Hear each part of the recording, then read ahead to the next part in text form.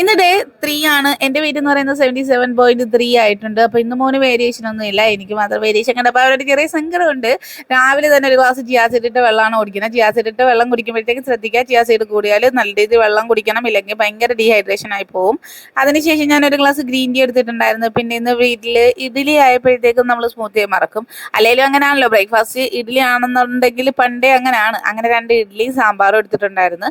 മോനൊരു glass plain water രാവിലെ കൊടുത്തു. അതിനുശേഷം അവന് 3 ഇഡ്ഡലിയും സാമ്പാറുമാണ് കൊടുത്തത്. പിന്നെ ഇന്ന് ഉച്ചയ്ക്ക് എക്സാം ഉള്ളതാണ്. എക്സാമിന് പോകുന്നതിന് മുന്നായിട്ട് ഒരു വെജിറ്റബിൾ പുലാവ് കണക്ക് എല്ലാം കൂടി ഇട്ട് ചെയ്തിട്ടുണ്ടായിരുന്നു. അതുപോലെ ഒരു മിക്സഡ് സാലഡ് തന്നെയാണ് ഉണ്ടാക്കിയത്. അതിനോടൊപ്പം 3 പീസ് ചിക്കനും കൊടുത്തിട്ടുണ്ടായിരുന്നു.